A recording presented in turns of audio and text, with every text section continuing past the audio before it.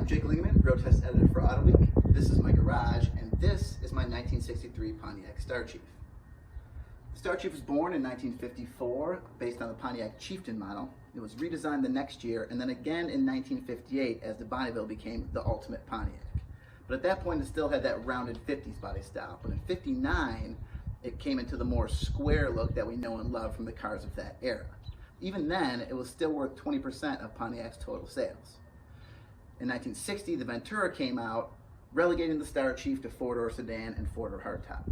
And that brings us to my 63 Pontiac, affectionately known as Big Rhonda. All right, here we are. Got the keys, a little Pontiac logo there. I haven't started this car in probably over a month, but it is about 65 degrees out today, so I think it should start pretty good. My little, turn the heat off for sure. My technique is 10 pumps, 15 pumps, then 10 pumps, then 5 pumps, and then it should start. 2, 3, 4, 5, 6, 7, 8, 9, 10, 11, 12, 13, 14, 15. It might just start on 15, who knows? All right, let's try 10. 1, 2, 3, 4, 5, 6, 7, 8, 9, 10. The choke function is broken.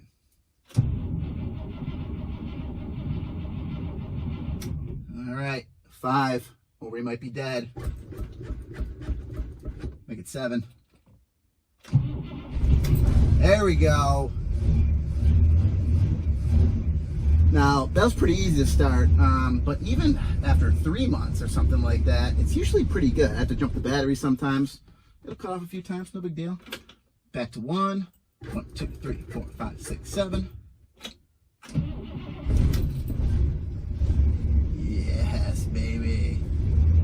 I joke about all my friends have these old cars and they're always working on them, and like Pontiac just runs and goes and starts whenever I want it to. After a few hiccups, but while we're waiting for it to warm up, which we also have to do, I'll tell you about how I got this Pontiac Star Chief.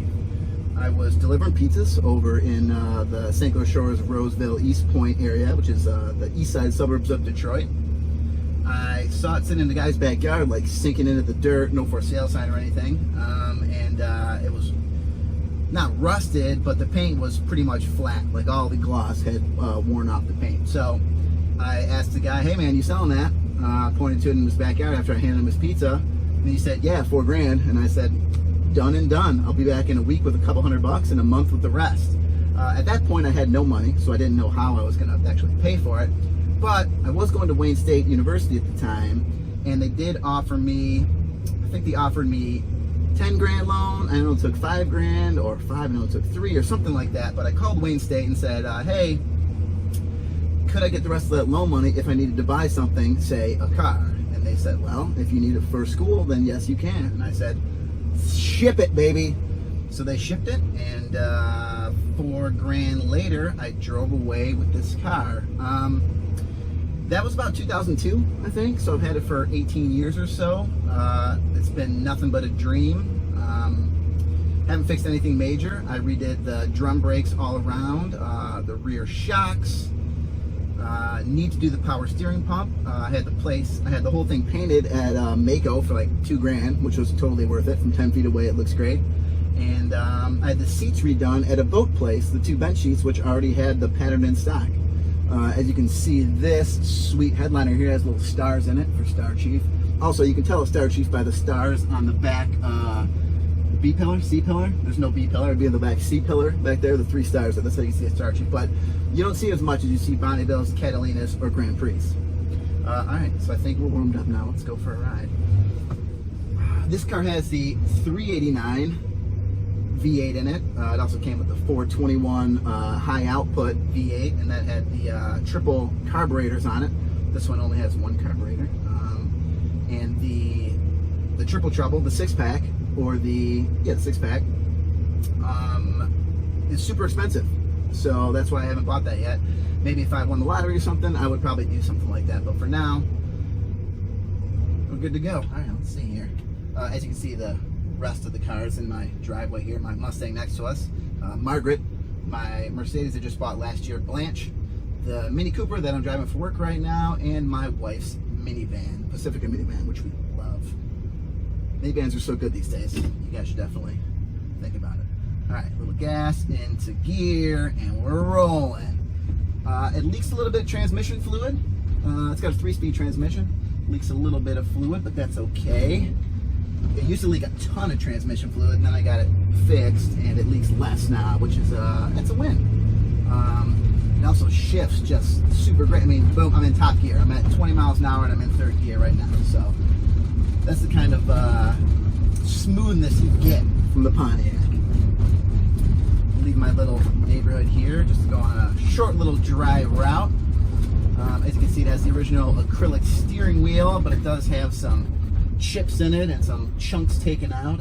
Another thing at some point I would fix if I had an unlimited supply of money, but for now it's just a great car to take to the game, take to the movies. I haven't taken it to a drive-in movie yet, but all the old people that I talk to say this is the perfect drive-in movie car because the trunk's so damn big. The trunk is so big that you can fit, I don't know, easily 4 bodies in there. If you chop them up, 8 bodies, maybe 10 bodies. I'm not exactly sure. I've never tried to fit bodies in there. But it also doesn't have the trunk escape hatch like I know most new cars do. I think legally they have to. You might be hearing some wind noise from this area because the weather stripping is going away. You know, the brakes are a little suspect. They probably need to be adjusted a little bit, and if I jab them on the expressway, it does kind of jerk off to the side sometimes, but you know, it's an old car. That stuff happens. I'm gonna have old Wesley Wren come with me one day, and we're gonna go through these brakes and do them all. It's a cheap job and kind of an easy job if you have all the right tools.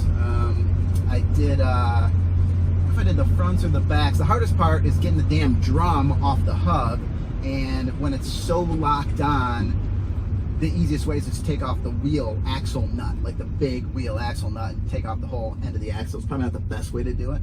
I'm sure Red would say it's not a good way to do it at all, but I did it and it worked, and that's all I really care about. This is a little curvy street off my street, and this leads us to a little nature trail that I know and take the boys to. Some old people right there looking very excited to see this old car on the road. And that's the best thing about driving one of these super old cars, that everyone just loves seeing it. Like young kids love seeing it. They point at it, they say, look how big it is, look how shiny it is, look how much chrome. Old people like it. They're like, oh, I remember that car. My dad had one of those cars. My family had one of those cars. So it's, and I feel like you have to drive them. I don't get to drive any of my cars as much as I'd like to, but at least once a month, I take all 3 of them out. And that's even winter. If it's a dry, sunny day in the winter and hasn't been sold out for a couple of days, I will take this out in the winter. And that's another thing, is that, like, if you have a concourse car or a trailer queen, you don't want to drive it. You're scared to drive it. You don't want to park it. You don't want to drive it. You don't want to put miles on it. All my cars, I drive and put miles on. And, like, if it gets dinged in the parking lot, no big deal. That's why I didn't pay $1 zillion for the paint job. If I have to leave it somewhere, you know, I'm not worried about it. I do have a special anti-theft device where I cut the ignition wire and spliced in like another piece of ignition wire. So if I really want to keep it safe, pop the hood, take out that piece of ignition wire, and it just won't start. We're gonna make a left up here onto 14 Mile. Well, maybe I shouldn't say that. I don't want you guys knowing exactly where I live. A lot of construction out, which is a good thing. There's few cars on the road, which is a good time for construction. I hope they finish it all by the time quarantine is over. And speaking of quarantine, they say you shouldn't drive around aimlessly, but if you're in your car by yourself and you go from home to home, I don't see a reason why that shouldn't be allowed. So I'm gonna throw caution to the wind and take my cars for a spin whenever I can. I can also claim that it's for work. I don't know if that would actually work to a police officer, but I would try it. That's gonna be my first thought when I get pulled over. I'm doing this for work. And technically it is for work, actually. I do love the opera windows here, the smoking windows. What's it called? Opera windows or smoking windows? Triangle smoking windows. I don't smoke cigarettes anymore, but when I did, they were great for it. Oh, this car has 79,000 miles on it right now. I think I bought it with just about 50,000, or maybe a little bit over. So I've driven it 27,000 miles, something like that. Like I said, basically trouble-free. I mean, I've probably put $5,000 into it, and like I said, I paid $4,000 for it. Maybe you call it $6,000 into it. So I might be all in for $10,000, and I've had it for almost 20 years. If you back that down, that's like $500 a year. So totally worth it. Even though I'm still paying off my college loans, would do it again in a heartbeat. 505 stars, would order again. I had someone pull up next to me and say how much, and I just said 10, and he said, follow me to the bank. And I said, oh, no, sorry, just kidding. I don't really want to sell for 10, but I'm glad you said yes, and that makes me feel good about this. They're not worth much money when you look at them in Haggerty or whatever. It's worth much more money to me than it is to anybody else, which is why I never plan to sell it. And if possible, I never plan to sell my Mercedes, Blanche, or my Mustang, Margaret, either. We're gonna head back towards the garage now, and I'm gonna very carefully back this sucker in. All right, we're back in my driveway. I'm going to gingerly back it in, which, like I said, is never fun. Reverse all the way down, by the way, which is something fun to forget when you're trying to get around. All right, we're basically lined up here. Gotta keep it on the center line here until we get close to the garage, and then I get really tight on the edge here. Luckily, there's no mirror on the right side. All right, here we go. Watch out for the basketball hoop. Looking in good position here. Yeah. Like to give it a little tweak at the very end to keep the nose in. Let's slide it right along my, oh, looking pretty good here. Slide it right along my thing here and then curve it in at the last minute. I got a piece of wood back there, and we're in. All right, now we're back here, tucked away in the garage, and I'll just bring you through a couple of details here. All right, the Star Chief script, the silver streak along the side. There's our 3 stars on the C-pillar. I also had to outfit this with a radio, and I did get yelled at by some old Pontiac heads for cutting the back dash out. They were mad about that, and I understand it. There's a guy that can build kind of an enclosure thing for that. But like I said, this isn't a concourse car. It's just a fun car for the weekends and the summers.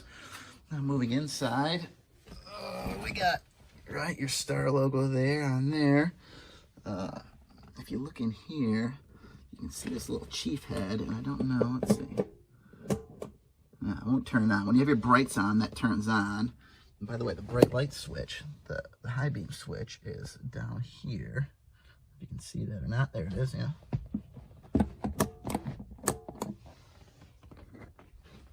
I also put in a radio to go with those speakers back there and that amp. I put it here in the glove box, so when I closed everything up, you wouldn't have to look at it. Back seats, like I said, for the boys who've been in here a few times. And then here's the little stars on the ceiling, which is super cool. Like many old cars, the liner started to come apart, and I started, let's see, I started on this side sewing it, and as you can see, it looks nice there. Then I got bored or tired and started pinning it the rest of the way around. And at some point I may go back through here and fix all that too, but not right now. Let's take a look under the hood.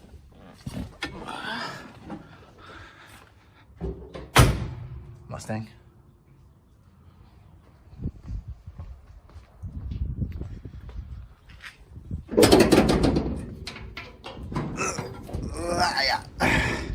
There we go. Not very clean, but it works. $389.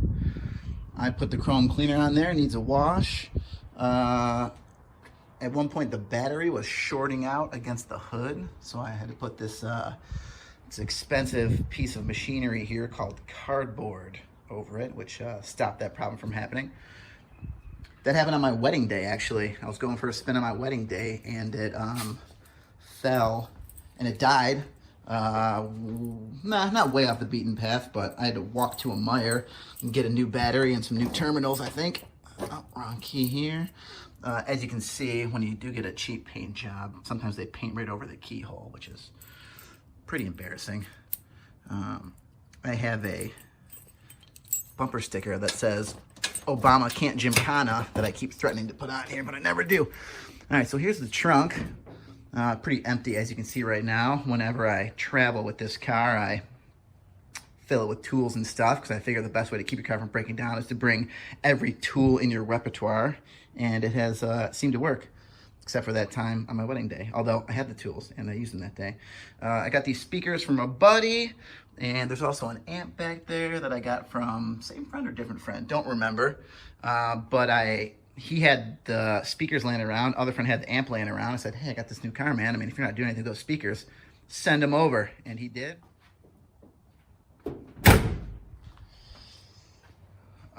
Oh, here's a good one.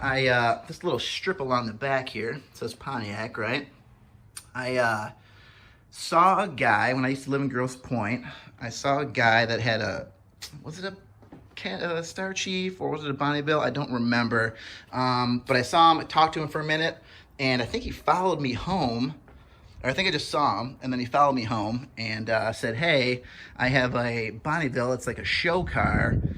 Can I buy that chrome strip off you, off the back? I'll trade you my chrome strip, which is only a little bit worse, but yours is like perfect. I also throw in some other stuff like hubcaps, which I was missing one of. Pontiac Motor Division hubcaps. And another thing or two, I don't exactly remember. There's my spare hubcaps right there if I ever lose one. So like I said, it's a good community around Pontiac. I've had nothing but great experiences with this car. It's ridiculously big. It's basically straight, although I can see a little wobble right there. You see it? Yep. But it's mine, and I love it, and I will never sell it. And maybe I will be buried in it. I'm not sure. Tune in next time for more of Jake's Garage. Thanks.